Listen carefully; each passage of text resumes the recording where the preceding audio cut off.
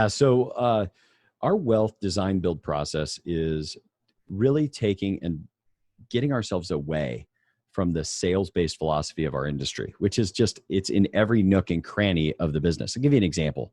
We have what's called wholesalers call on us constantly. And what they do is they want to make a case that one of these major financial institutions, if I name them off, you guys would all know the names of them. They'd sound very familiar. And they want to say, we would like to make a case why some of your clients' money should be with us. And here's how extreme it is. I have taken, this is before we got our current model. When I was early on in the business, I do due diligence trips, quote unquote, to the Ritz-Carlton to understand more about some of these mutual funds. I've had gifts arrive at my office, and as soon as my staff signed for it, my phone, as soon as FedEx uploaded it, my phone would ring, and they're like, wow. Hey, just wondered if you got our, and literally one was a pie cutter and a pie plate saying, all we want is a piece of the pie. It was the worst marketing I'd ever seen. Never heard of that one. I know. We don't take those calls anymore. And the reason that we don't is because of that academic approach to investing I'll get to in a second. But because it's so sales related, what we decided to do is what's a deeper, more long-term discourse that's similar to building a future that we'd want to have? And we chose to go with the discourse of architecture. If you go back and you read a novel, which is a great insight into it by Ken Follett, The Pillars of the Earth, and it talks about these generations of people in medieval times and the architects and the master builders it took to build a cathedral. People would live, be born, work on the project, and die before the cathedral was done. It was unbelievable. And yet the architect had to design all of that initially, and then it was up to the builders to actually construct it. Well, we think it's very similar with money.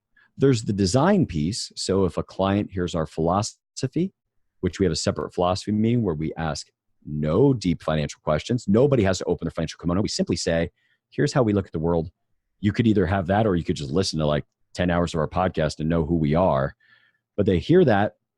They then apply to become a client. And if they become a client, they're paying us up front to effectively retain us for a year for our coaching and design of the financial future they want to build.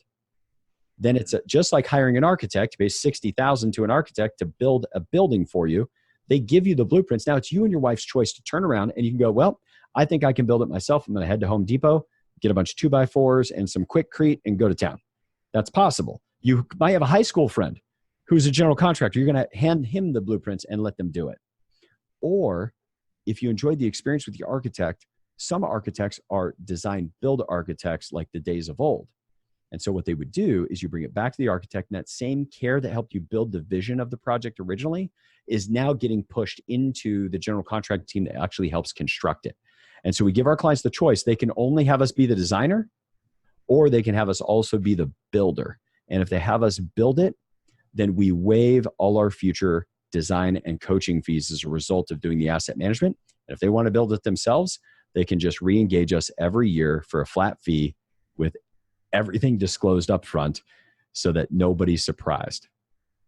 Yeah, I actually like that a lot. Because like I said, you're giving them the choice on which direction they want to go. I imagine you're dealing with a lot of high net worth individuals and business owners. They have the daily cares of life. They have so much different stuff. They go all to this process to talk to you about this beautiful construction of wealth that you can help build them, that, they would just take that next step. It just would make sense. I interviewed recently Rock Thomas. He's an international speaker and trainer. Mm-hmm. And he always talks about he has this massive team that he works with. He has his financial guy, he has his real estate guy, he has his attorney, he has his CPA. And I see it the same way, where I have just people that's on my team that I trust them, I like them, I want to work with them, and I let them kind of take the helm, because you don't know everything. And you want to, of course, the end goal is, of course, building wealth and, legacy wealth, which I always talk about. So yeah, your approach is definitely unique, and I like that a lot. Well, and the other thing that design allows us to do so often, the financial advisors out there only look at the part of your balance sheet that they can either sell something into or something you already have they can take under management. Meaning nobody's willing to take a look at a pro forma for a real estate deal and offer advice. Nobody's willing to have a conversation about another business you might want to buy. They're perfectly happy to talk to you about selling your business because they're hoping they're going to get to manage the money. Mm-hmm. And by taking that design approach, we can look at all of those things because we don't need to manage all of a client's money. That's why they paid us up front. We don't need to manage any of it. We are fine, and our revenue model is fine just on the engagement that people did with us. So that we can say, well, we just helped a client in California who he said, man, I'm getting ready to do my first real estate deal. And I talked to it, and this is the problem with trusting people and opinions. We tell our clients, do not trust us, because they need to understand their decisions well enough before they make them. We want informed trust and a standard of indisputable math and independent scholarship. So this client was told by all these other real estate, oh, you definitely need to own something within an hour of you. You definitely, and then I said, well, here's the thing. Are you familiar that capital gains rate? He's just never owned real estate before. Mm-hmm. Do you know you're paying California state income tax on all your capital gains also? And he said, what? And I said, and if you move out of California, if the property's in California, you still have to pay it.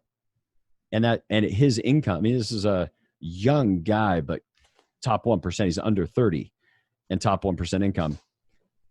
And he had no idea, because he was getting all these like micro opinions instead of some kind of holistic picture of what to do. And I said, but you've told me you don't want to live in California forever. So if you buy the real estate in Texas, and we actually had a client who originally lived in California did this, he built a $40 million net worth, all in 1035 exchanges in real estate in Texas.